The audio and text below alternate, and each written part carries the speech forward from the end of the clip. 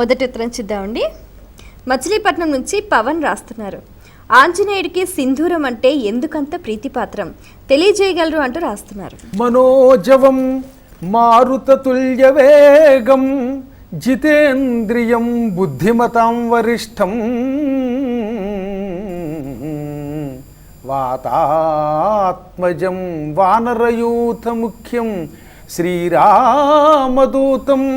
శిరసా నమామి అని జితేంద్రియుడైన హనుమంతుడికి భక్తితో నమస్కారం చేసుకుందాం. హనుమంతుడు సీతాదేవిని దర్శనం చేయడానికి వెళ్ళాడు అయోధ్యానగరంలో. ఆ సమయంలో సీతాదేవి పాపిట ఇంత సింధూరం పెట్టుకుంది.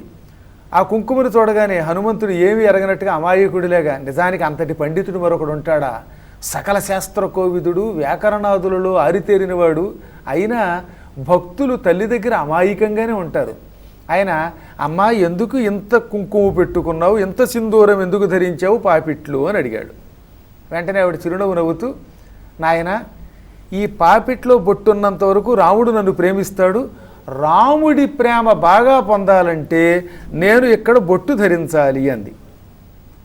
ఓహో, సీతాదేవిని రాముడు ప్రేమించడానికి మూల కారణం ఈ సింధూరం అన్నమాట.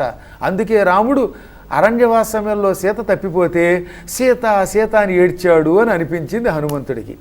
సీతాదేవిని రాముడు ప్రేమించడానికి గల కారణం ఈ కుంకుమ అనుకుని వెంటనే ఏం చేశాడు, అయోధ్యానగరంలో ఉన్న ఒక అంగడి దగ్గరికి వెళ్ళాడు, కిరాణా కొట్టుకి. కాస్త సింధూరం ఇమ్మన్నాడు. వాళ్ళందరికీ హనుమంతుడు అంటే ఇష్టం కదా, ఎంత కావాలో పట్టుకుపోమన్నారు. ఒక 2-3 బస్తాలు తెచ్చుకున్నాడు ఆయన. ఈ బొట్టు కొంచెం పెట్టుకుంటే హనుమంతుడికి నిలబడేది కాదు, ఎందుకంటే శరీరం అంతా వెంట్రుకలు రోమాలు ఉంటాయి కదా ఆయనకి. అందువల్ల సీతాదేవి కంటే ఇక్కడ బొట్టు నిలబడింది, కానీ ఆయనకి ఇక్కడ ఎలా పెట్టుకోగానే రాలిపోవడం మొదలయ్యింది.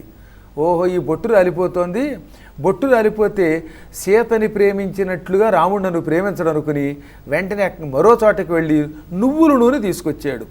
ఈ నువ్వుల నూనె ఈ సింధూరం కలిపి ఒళ్ళంతా ఆపాదమస్తకం పూసేసుకున్నాడు, లేపనం పూసుకున్నట్టుగా. ఇక అది పోయేది కాదు.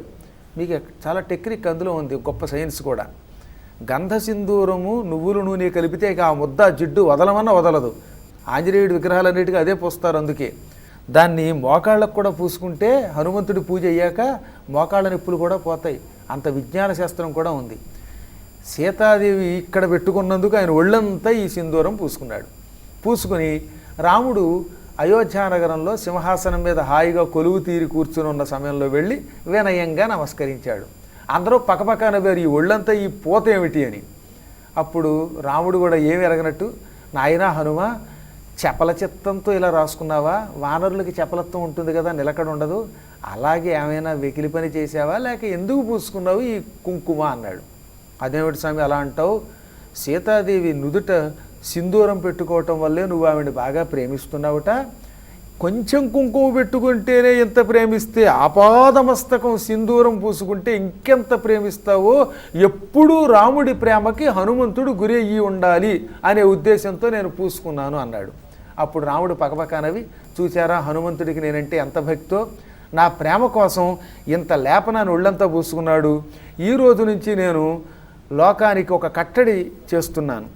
హనుమంతుణ్ణి గంధసింధూరము నువ్వుల నూనె కలిపిన ముద్ద పూసి పూజించిన, లేదా సింధూరంతో ఆయన్ని అష్టోత్తర శతనామాలతో పూజించిన అటువంటి వారింట్లో నేనుంటాను, వారికి కైవల్యం ఇస్తాను.